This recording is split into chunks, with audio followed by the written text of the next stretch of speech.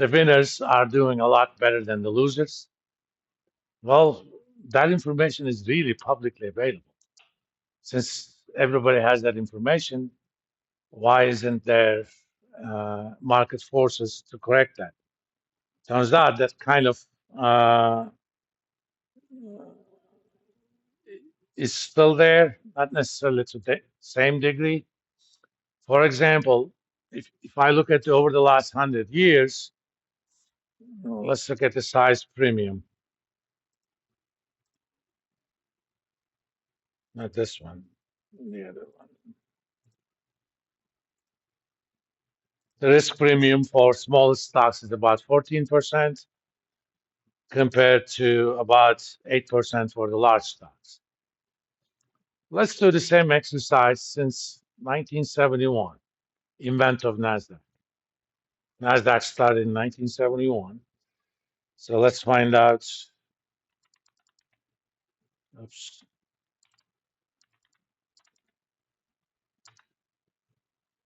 that's 552. Okay.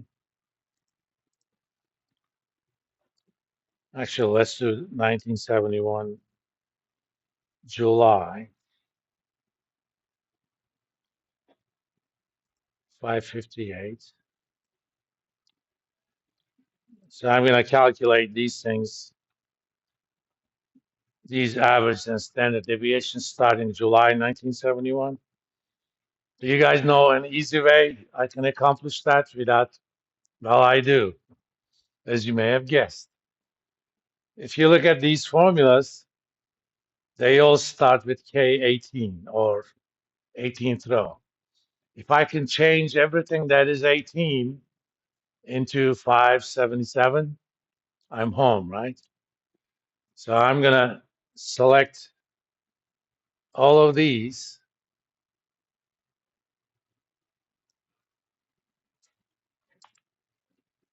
And you don't know what I've done. If you hit Control H, that's for global find and replace. So anytime it sees 18, this turned into 577, this, and hit replace all.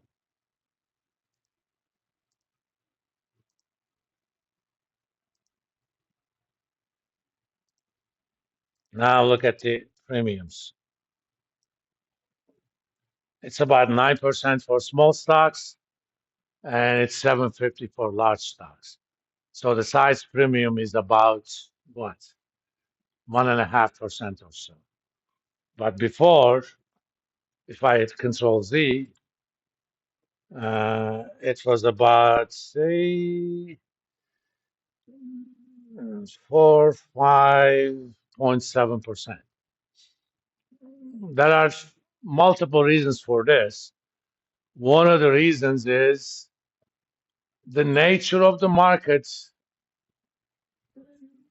in 1926 is very different from the nature of the market now. First of all, small investors were rarely in it. Information speed was low. You actually needed brokerages to execute trades. There was no Robinhood or Charles Schwab. You had to call your broker. They put an order. It had to go to market. You also paid premium over it, brokerage fee over it. Right now, if I want to buy and sell any stock, it takes me about probably zero point 0.2 seconds, and I pay no commission on it. Okay, and it's executed almost immediately. There's not even a timeline. In 1926, you call your broker. He's trying to convince you that you should buy something else. He's getting some benefits from. Once you tell him that it's my money, he has to call his agent on the floor. That agent has to find somebody who's willing to buy or sell, depending upon the thing. That takes time. Right now, it takes zero point 0.1 second, 0.2 seconds, maybe at most 1 second, even on small stocks to execute a trade. And there is more widely available information. You know, if you wanted access to Equity research, as a small investor, you never got to it. Only large investors got access to it. Right now, pretty much everything is available publicly. You know, if you don't know anything, you go something like yahoofinance.com. They give you expected earnings forecasts, growth forecasts. At a minimum, you can do something with it. Sometimes analysts expected price movement or target prices. So there's better access to information. So some of that risk premium in the early days could be essentially differentials on information. If you wanted good information on Ford Motor Company in 1926, that was relatively easier compared to a very small company about which nobody knew anything. Okay, but that differential has closed down significantly. So some of that was maybe information risk, uncertainty about the information that you got. That's not there anymore. And the second is people started knowing about this. In 1991, Farmer and French published a paper uh, that showed that, empirically at least, the risk premium was a lot higher than justified by beta differentials alone. And they did the same thing for value versus growth. You know, one of the reasons why Warren Buffett is a value investor. In fact, they even started index mutual funds that invested only on small stocks and only on value stocks.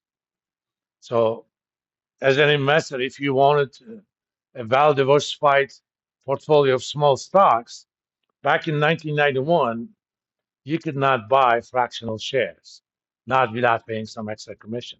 Now I can do that with any stock I want on Robinhood, and it doesn't cost me anything. And when there's a fund like that available, you went ahead and bought it because why? Small stocks did better. Well, when more people invest into smaller stocks, price of that portfolio goes up, right? Which means expected return or the risk premium goes down. So it was kind of also people being aware that such a premium existed, and there was an easy way to invest into that as a small investor. If you had $1 billion, you could have formed your own portfolio and did that, no problem. But even with $1 million, constructing a portfolio like that is very costly in terms of transaction costs. Not anymore, but in 1991 it was. So if somebody constructed that for you, you invested into it. So those two factors kind of served to reduce that. In fact, if you look at since, uh, let's say, 1991, so let's find 1991-07. Come on.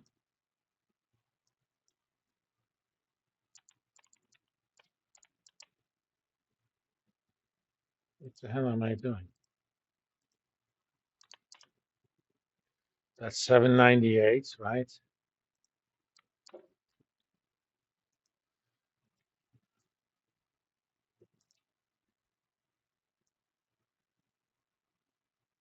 Control H.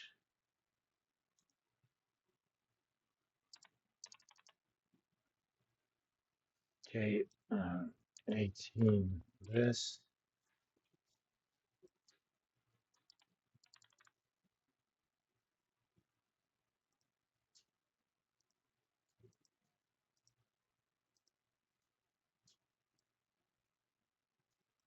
Look at this, the average risk premium on small stocks in that period, which is what, almost 35 years, is 10.5, for the large stocks, 9.5. The size premium is down to only 1%. I mean, that 1% is still a big number. I mean, look at this. Your $1 invested in 1991 July has become 23,000 on small stocks, and almost 9,000 on large stocks. It's still a big difference. So that 1% is not as small as it sounds, but it's not 6.5 anymore or 1.5 it was since NASDAQ was introduced. Okay.